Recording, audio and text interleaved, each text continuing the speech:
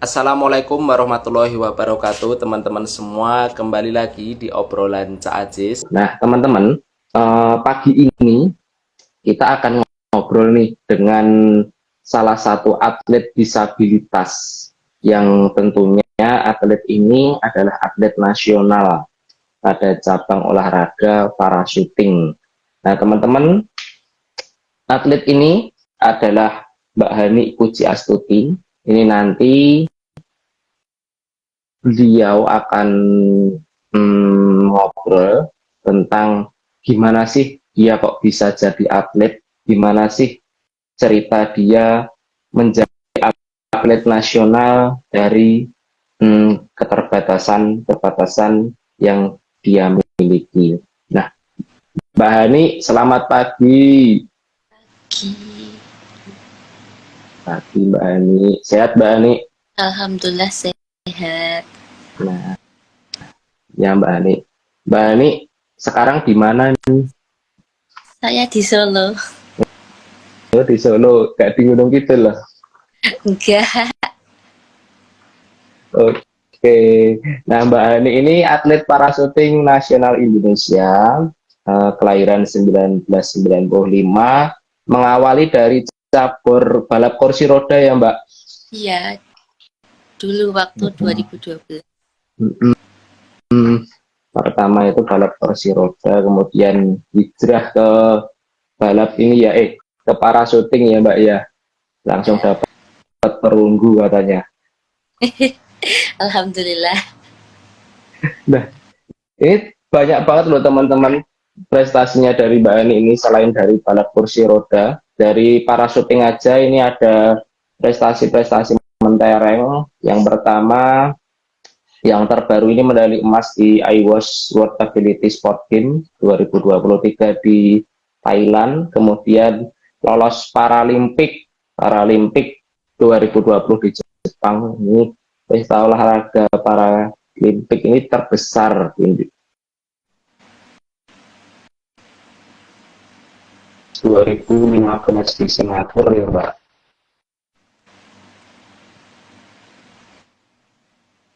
Nah, Mbak ini gimana sih cerita awalnya kok bisa jadi atlet nasional?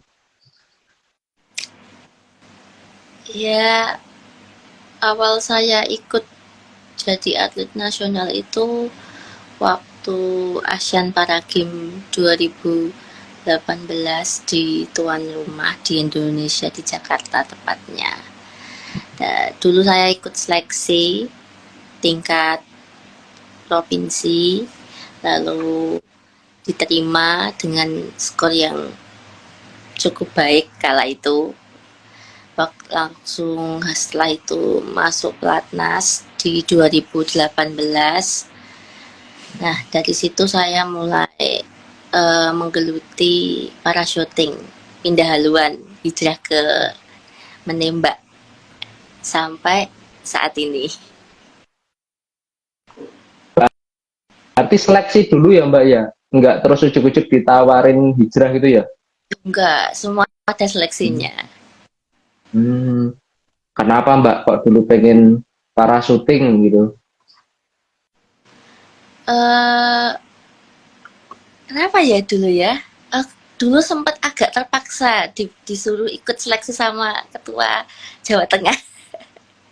Hmm, Itu sebenarnya nggak pengen sih untuk gabung ke Nemba, cuma kamu masih muda, harus cari potensi di cabur yang lain yang bisa sampai internasional gitu loh. Kamu harus coba ini cabang baru gitu sih kurang hmm, lebihnya.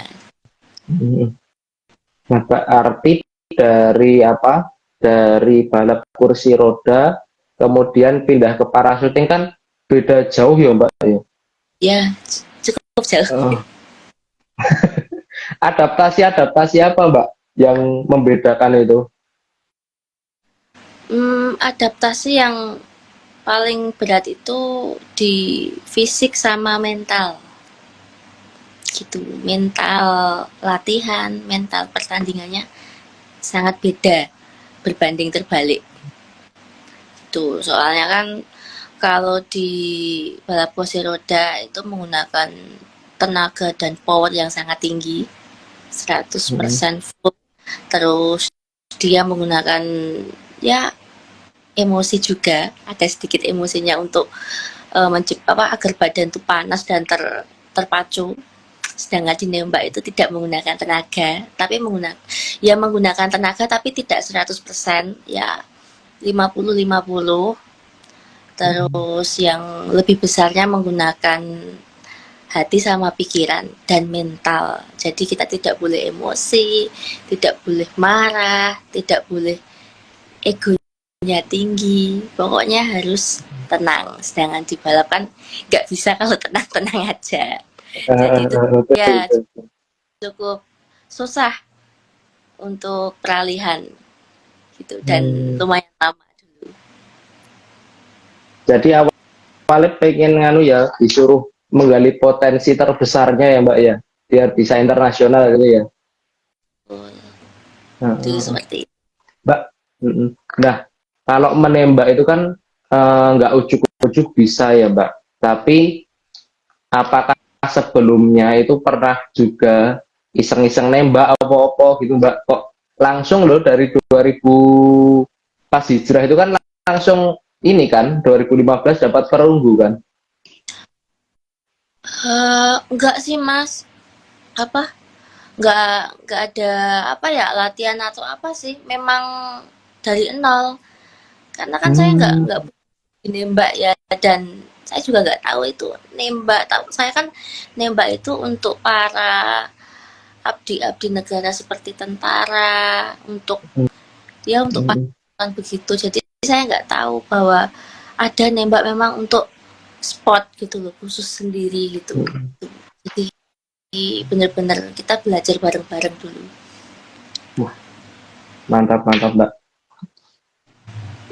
Masih ingat betul ya pas 2018 itu kan ikut ini kan Mbak, ikut volunteer kan yang Asian Para Games saya.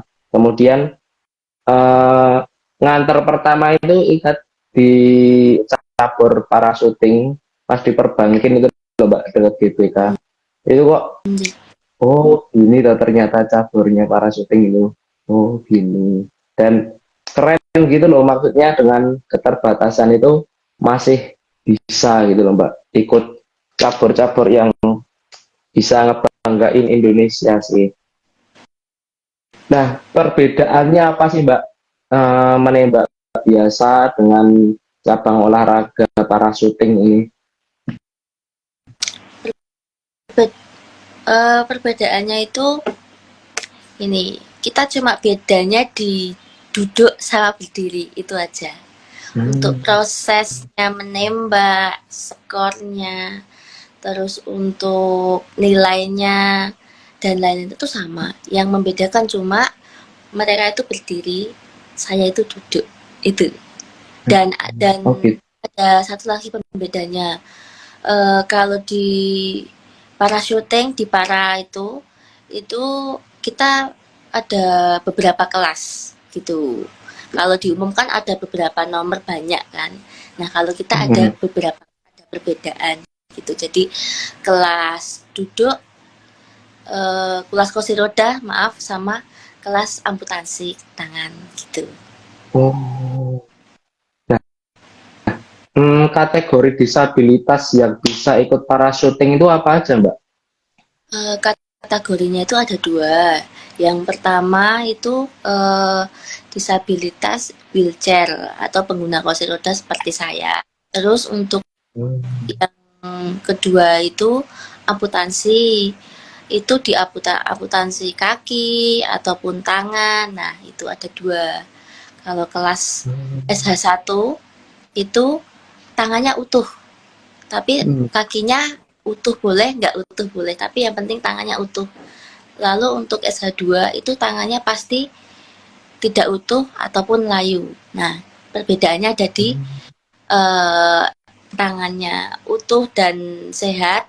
Terus yang kedua itu mengalami amputasi ataupun layu seperti itu. Jadi ada beberapa kategori ya Mbak, emang ada yang akuntansi, kemudian ada yang wheelchair, kursi roda ya Mbak ya, dan akuntansi pun masih beberapa kategori lagi ya Mbak. Ya, betul. Mantap, mantap. Nah, eh, kalau porsi latihan gimana Mbak untuk atlet-atlet disabilitas ini, apakah berbeda atau tetap sama dengan yang biasa? Untuk porsi latihan waktu saya rasa itu sama. Cuma Hmm, akan ada ekstra tambahan waktu untuk kita yang para. Karena kan prepare-nya kan lama kan Mas, harus nyiapin ini, pindah kursi roda dari satu ke satu gitu. hmm, Tapi hmm, eh, waktunya sih porsinya mungkin sama gitu kan. 2 kali dalam sehari dari pagi sampai siang, rest kembali lagi habis asar sampai jam 5 seperti itu. oh, itu untuk anu ya Mbak, untuk event-event atau mendekati lomba ya Mbak berarti ya? Eh hari-hariannya sama Mas, biasanya seperti itu. Oh, Ya, yang tetap untuk latihan. iya, untuk tetap latihan. Jadi kita libur karena hari Minggu aja. Oh, gitu. Bukan libur, nggak boleh disebut libur. Recovery. Oh, Hari Minggu mereka aja. sering hari ini gitu. Tapi Hari biasanya ya. emang para syuting ini di Solo ya Mbak? Iya, untuk pusat pelatnasnya memang di Solo. Semua cabur juga di Solo untuk Hmm, pemusatannya. oh gitu. Oke, oke, oke. Nah, ini Mbak, kalau atlet para syuting itu ada batasan usianya nggak sih? Oh, kalau untuk para itu tidak ada batasan usianya. Yang penting Hmm. dia masih mampu untuk berkompetisi dan berlatih gitu. Kalau dia masih mampu, nilai basa Jawa ini isi awas ya tetap pasti bisa. Berarti itu nganu ya Mbak, pelatnas gini itu tetap berkompetisi terus ya di pelatnas itu untuk bisa ikuti lomba. Ya berkompetisi antar teman kan ada Mm-mm. banyak kan di sini. Nanti kan Mm-mm. juga ada promo degradasi gitu. Biasanya di bulan ketiga atau bulan ke-6 tergantung nanti eventnya di bulan apa gitu. Jadi nanti sampai Oh, pada final nilai yang bertahan dan mendekati untuk ke final event itu ya dia yang akan dipeberangkatkan gitu. gitu. Mm-mm. Sejauh ini Mbak, dari prestasi-prestasi itu termasuk yang terbaru kan medali emas di IWOS ya Mbak, Thailand. Ini hal membanggakan lainnya apa Mbak yang sampai saat ini tuh wah nggak bisa lupa gitu loh. Ya, pertandingan kemarin sih. Pertandingan Yang terakhir kemarin ini ya. kenapa Mbak? Ya, ini walaupun kategorinya single event bukan Mm-mm. asli Paralimpik atau ASEAN ya kejuaraan dunia cuma ini paling paling berkesan buat saya gitu karena saya bisa masuk final, saya bisa berkompetisi dan final dengan maksimal atas proses yang saya lalui dari ke hari dari tahun ke tahun. Nah ini puncaknya maksimal gitu. Yang paling senang ya Iya, Mbak. ya, Nah kalau lolos Paralimpik sama ini senang mana Mbak?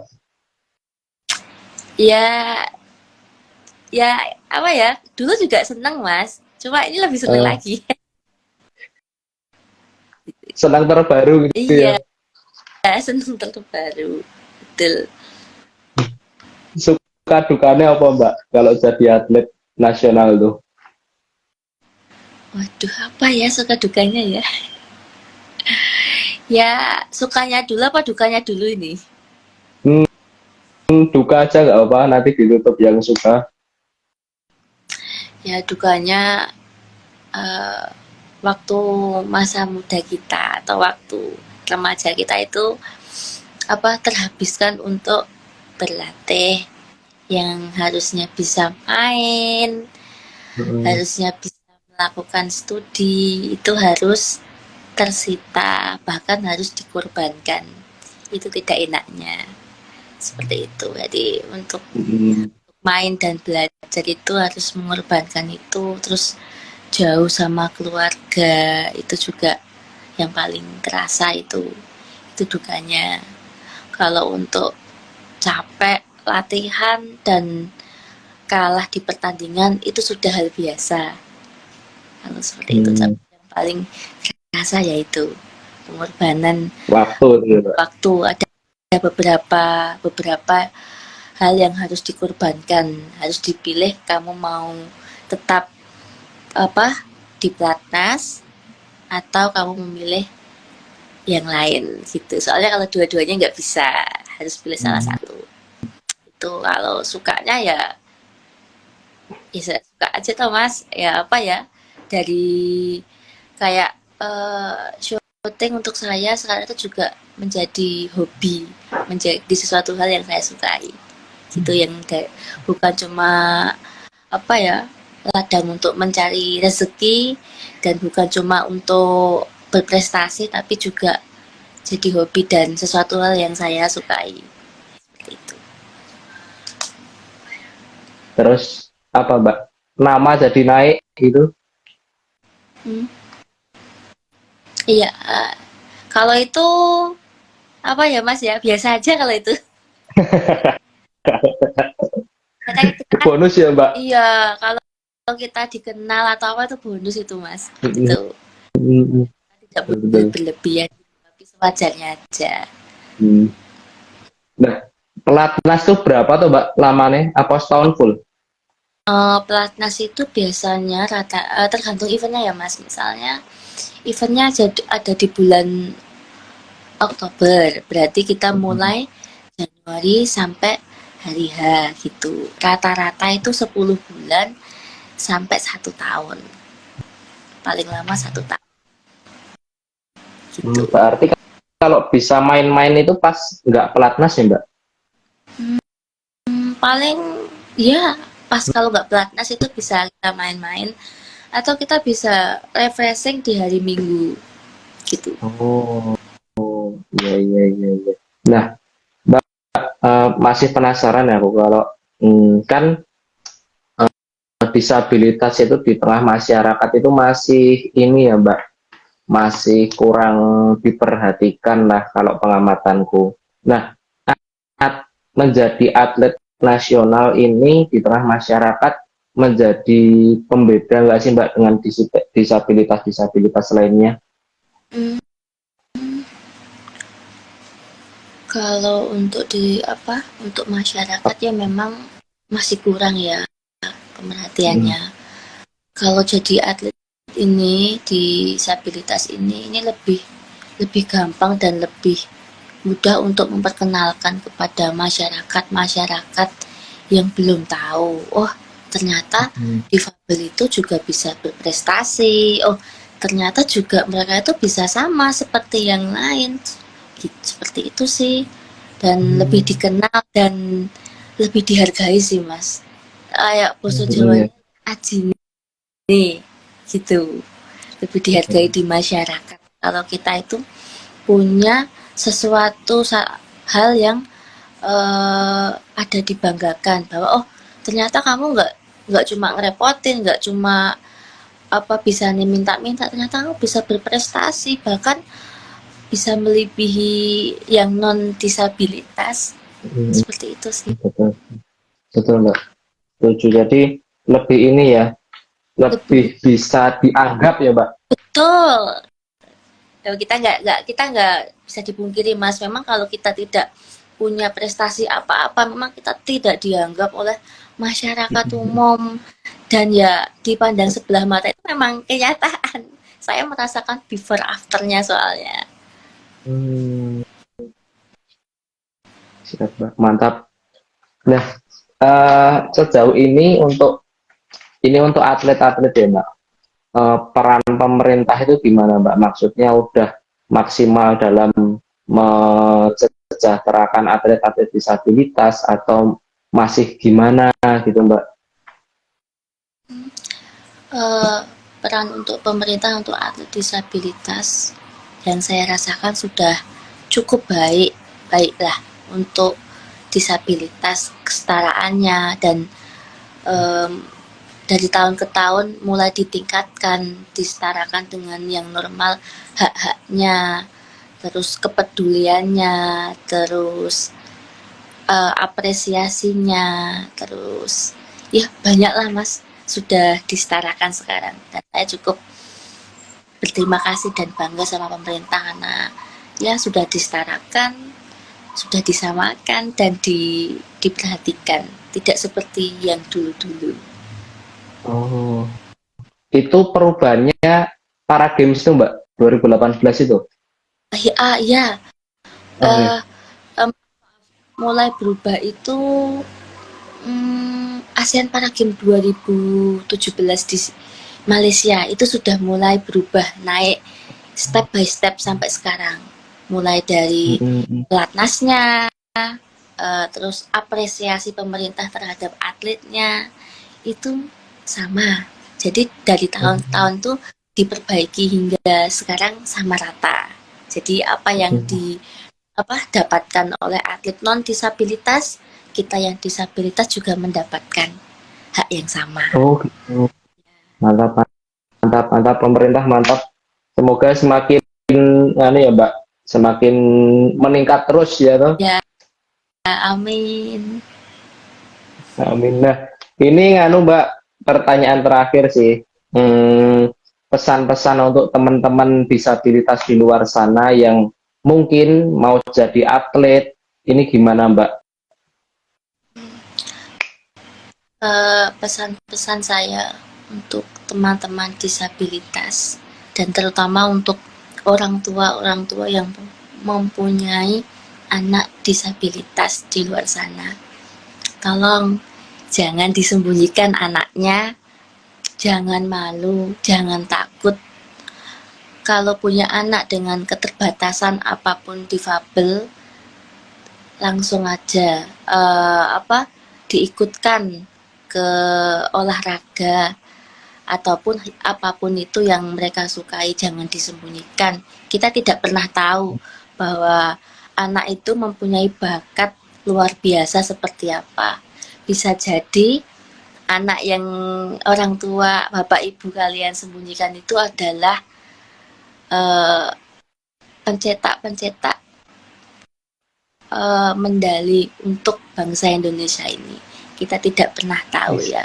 Jadi untuk tua ya, ini khususnya untuk orang tua, karena kalau orang tua tidak membuka jalan atau memberikan restu untuk anaknya, memberikan kesempatan untuk mengenal dan mandiri, juga tidak akan bisa. Jadi saya mohon untuk semuanya yang di luar sana, jangan dibatasi anaknya, jangan malu, karena difabel itu bukan aib.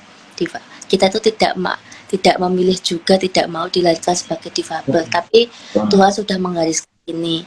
Tapi percayalah, di balik kekurangan pasti akan ada banyak kelebihan yang kita tidak tahu kelebihan itu luar biasanya seperti apa. Itu untuk para orang tua yang difabel. Lalu untuk teman-teman difabel yang lain, untuk kalian tetap semangat, itu yang utama ya. Terus kalian jangan berkecil hati, jangan minder, ayo gali potensi kalian di berbagai bidangnya, entah di olahraga ataupun non olahraga. Pasti kalian bisa berprestasi. Kalau untuk saya, kalau yang mau olahraga, monggo kita cari NPC terdekat di provinsi maupun kota masing-masing. Kita datang ke situ konsultasi, Pak saya bisa di cabang apa, kita gali bersama potensinya, bisanya di cabang apa, pasti nanti akan ada sesuatu hal yang menghasilkan dari situ nanti gitu toh. Saya yakin tidak ada proses yang sia-sia atau yang mengkhianati, asal kita mau berusaha dan berproses. Seperti itu sih Kak. Mantap, Mbak. Berarti, oh iya, sebelum menyimpulkan ya, Mbak, hubungi NPC itu emang NPC terdekat di provinsi-provinsi ya, Mbak ya? Ya, sekarang Hmm. di setiap provinsi itu sudah ada NPC-nya. Bahkan di Papua yang pedalaman itu juga ada. Dari Sabang Oh, sampai Merauke punya NPC, dan setiap NPC provinsi pasti ada NPC kota atau kabupatennya. Seperti itu.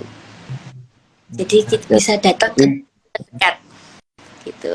ya, biar nanti diarahin sana ya, Mbak ya. Ya, betul. Hmm. Jadi itu untuk para orang tua. Oh ya, ini Mas Alfian. Seseorang akan lebih berharga dan dihargai di tempat yang tepat. Nah, masuk Mas Alfian, betul.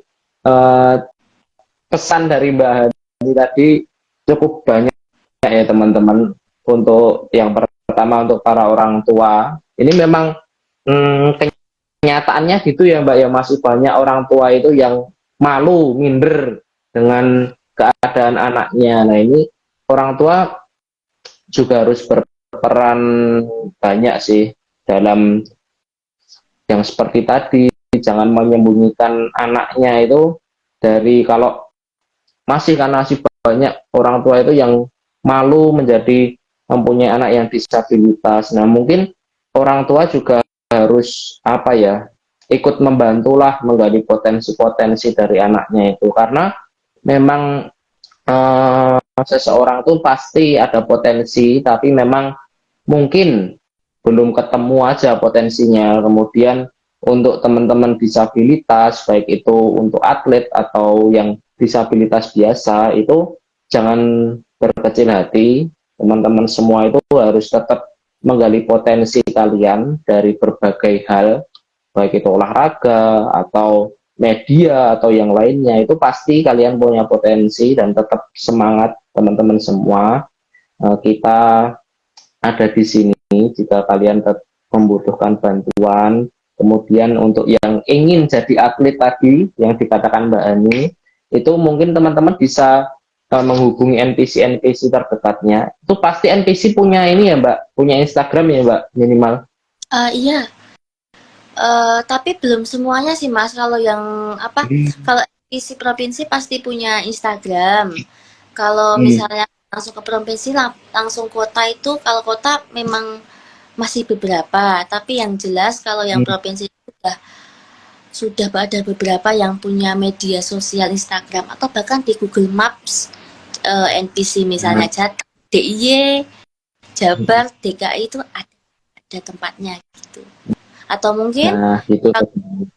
apa itu bisa follow atau tanya-tanya sama atlet-atlet difabel yang punya media sosial. Kak, gimana toh caranya mau jadi atlet, aku harus datang kemana, nanti kita bisa bisa bantu atau diarahkan, oh kamu dari provinsi misalnya Kalimantan, kamu datang ke ini apa ke provinsi ini, di sini alamatnya seperti itu. Saya nggak hafal kan. Atau mungkin kalau berada di Jateng nanti bisa datang ke kantor Manahan, atau ada juga kalau saya kan di NPC Solo, bisa datang ke kantor NPC Solo seperti itu. Jadi kalau misalnya nggak nemu alamatnya, kalian bisa cari tahu Instagram atau media sosial atlet-atlet yang lain. Pastikan kalau DM bakal dibalas gitu. Kalau yang DM-nya yang baik dan sopan dibales ya, tapi kalau Gitu. yang ya paling agak lama balesnya. Dipikir saya ya Mbak. Iya, ya gitu kali ya Mas ya.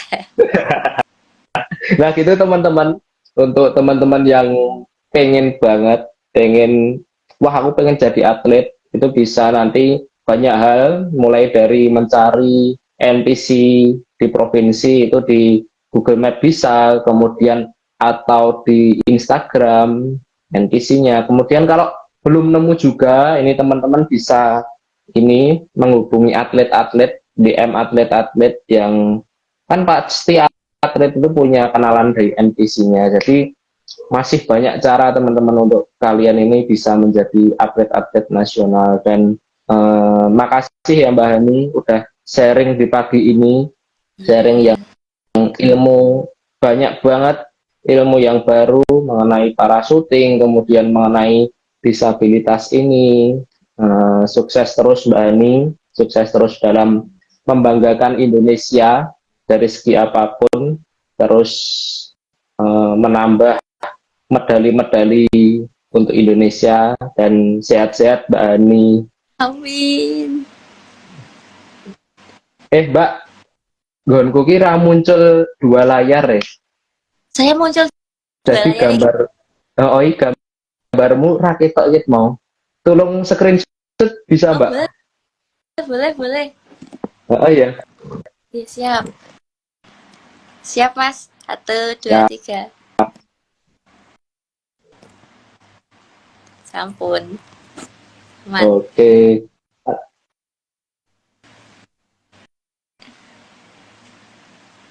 Mbak,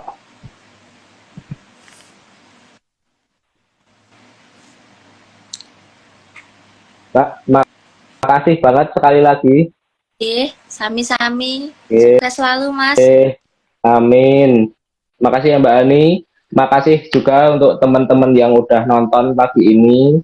Terima Iya, kasih sudah bergabung. Ini ada tetap semangat Mbak Ani, sukses selalu. Ini dari Kak Lia dan Dani Mbak. siap. Keren gitu ya. Teman-teman makasih banget sekali lagi untuk yang udah nonton. Mohon maaf jika ada salah-salah kata. Kurang lebih seperti itu. Tetap saksikan terus obrolan Ajis dimanapun kalian berada. Assalamualaikum warahmatullahi wabarakatuh. Waalaikumsalam warahmatullahi wabarakatuh.